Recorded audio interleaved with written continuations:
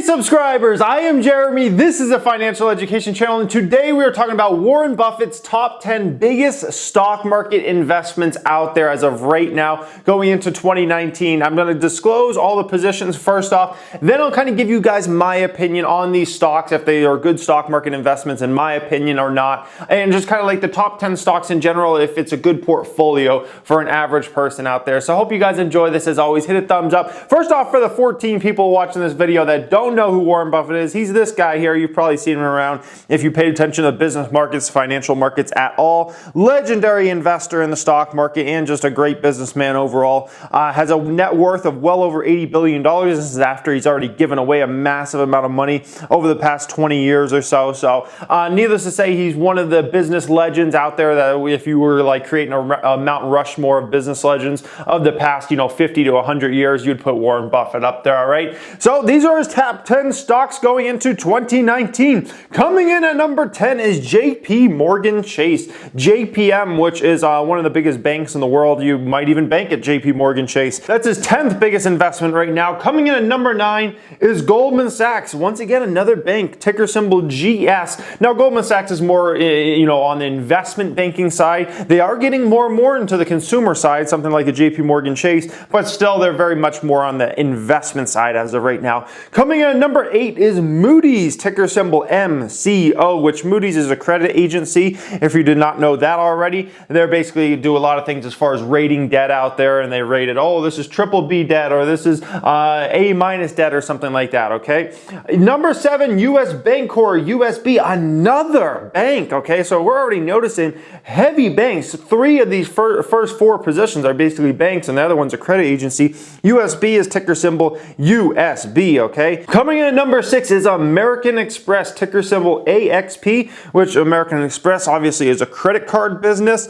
Coming in at number 5 is Kraft Heinz, ticker symbol KHC, which is a first food-related stock on these top 10, okay? Major investment there. Coming in at number 4 is Coca-Cola Corporation, ticker symbol KO, another food and drink related company there. Coming in at number 3 is Wells Fargo, WFC, once again another bank, so that makes it 4 banks now already on this list. Coming in at number 2, Bank of America, BAC. God, that's another bank, guys. That's number 2 there. My goodness, last 5 of the top 10 are banks basically. And the number 1 biggest stock market investment Warren Buffett has right now is Apple Corporation, okay? AAPL, that's the one tech name on this list, all right? Now, first off, there's something you got to understand about Warren Buffett nowadays. Basically, Berkshire Hathaway makes so much money, has so much money coming in constantly, that essentially he has to find really, really big companies to invest in, all right? And also, Warren Buffett doesn't really understand the tech sector too well, so a lot of tech investments he just completely misses out on. So when he's searching for massive companies to invest in, because he has so much money, the banks kind of fit that criteria, okay? And that's how you get a situation where 5 of the top 10 are banks. Now, personally, I don't like that, okay? 5 of the top 10 stocks being banks,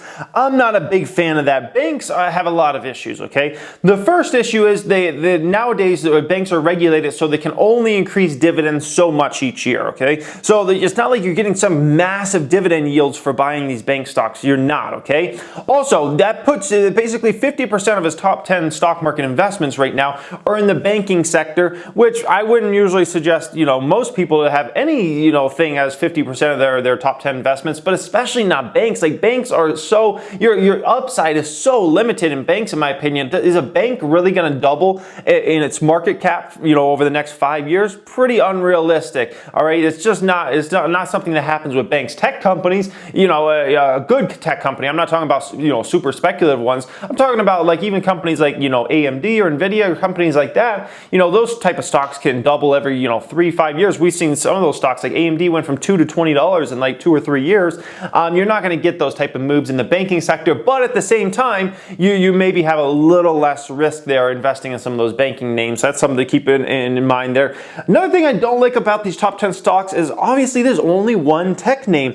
Now, Warren Buffett isn't the only one investing Berkshire's money now at this point. He has two other managers basically run money, Todd and Ted. And, with how much money they can invest, I'm very surprised that none of these other stocks in the top 10 are anything tech related. Like, it's kind of disappointing to only have Apple as your one tech name when I just think about all the massive opportunities they're missing out on, whether you're talking about, the Amazons of the world or Microsoft or Google or Facebook or Nvidia or any of these massive tech companies or Tesla that they could be investing in.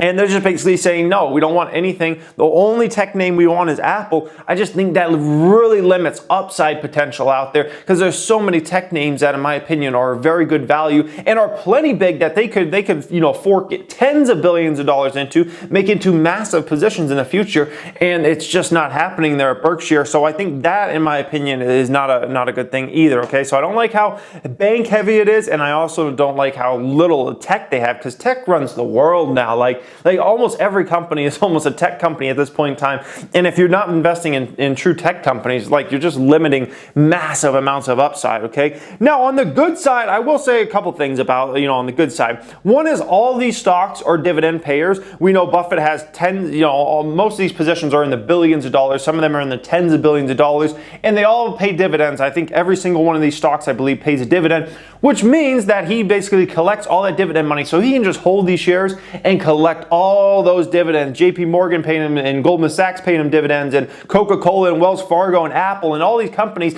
And generally all these companies are probably going to increase their dividends over the future years. So not only does he collect all that money now that he can reinvest into these same stocks or new stocks in the future, but basically the amount of money he'll get over time, even if he doesn't buy more shares, will likely increase just because of most of these companies increase their dividends every single year. So I will say that's something I do like about his top 10. And another thing I will say is I would say these top 10 is pretty safe. Can I see any of these top 10 going away over the next 5 to 10 years? Probably not. If I had to guess, will these 10 stocks be higher or, as a whole, the whole 10 stocks here, will they be higher or lower 5 to 10 years from now than they are today? I would say they're probably going to be a lot higher in 5 to 10 years from now than they are today as a whole for all these stocks. The stocks are generally safe. Like the banking stocks, they're almost like government-backed entities because even if they got in trouble, which is harder for them to get in trouble now because there's so many more regulations, some of them are being taken off. But if I had to guess, right, if something went down in the banking sector again, the Fed would be there to save them. The U.S. government would be there to save them once again, okay? So in that respect is kind of pretty safe companies overall. Now, a big question is, what stocks do I think he's going to add heavy in 2019? And I think there are 3 stocks here that, in my opinion, he's going to add very heavily in 2019. And, I don't know for sure, but I think these 3 stocks he will buy heavy, okay? All 3 of these circled, I think he's going to buy heavy in 2019. We'll have to see. JP Morgan Chase, when I look at his valuation, I think he's going to buy that one heavy. Goldman Sachs, I think he's going to add aggressively Goldman Sachs in 2019. I'd be very surprised if he doesn't with how much Goldman Sachs has gone down over the last 6 to 9 months. And Apple, I think he's going to add Apple very, very aggressively based upon some of the comments out of Charlie Munger. Basically, I think Buffett was buying Apple all the way up into the $180 to almost $200 level, in my opinion. Now, he started to buy Apple in like the $95 to $100 level, a couple years ago when it was down there. So who knows where his cost basis is now? I would guess his cost basis on Apple right now is around 150, okay? So being that the stock's around 150 and being that, Charlie Munger made comments a few months ago that they hadn't been adding Apple aggressively enough, in my opinion, Apple is going to be a big add for Berkshire.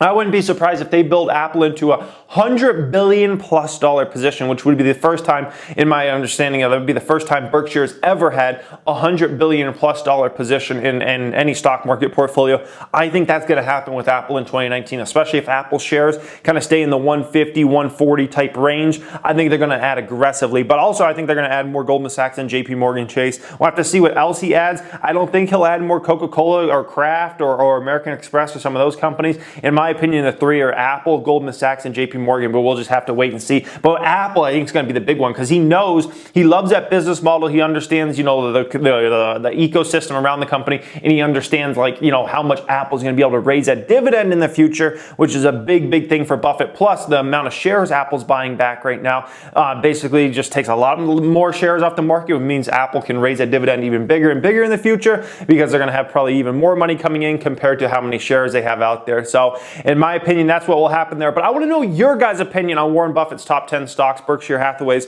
top 10 stocks out there. What do you think about this? Do you love the Warren Buffett stock market portfolio? Do you think it's not that good? Obviously, he owns more than 10 stocks. Let's just cover the top 10, the biggest investments out there. But I would love to hear your guys' opinion fully on Warren Buffett and those stocks there. Do you like him? Do you not like him? What do you think Warren Buffett should add? I would love to hear from you guys in the comment section. As always, thank you for watching and have a great day.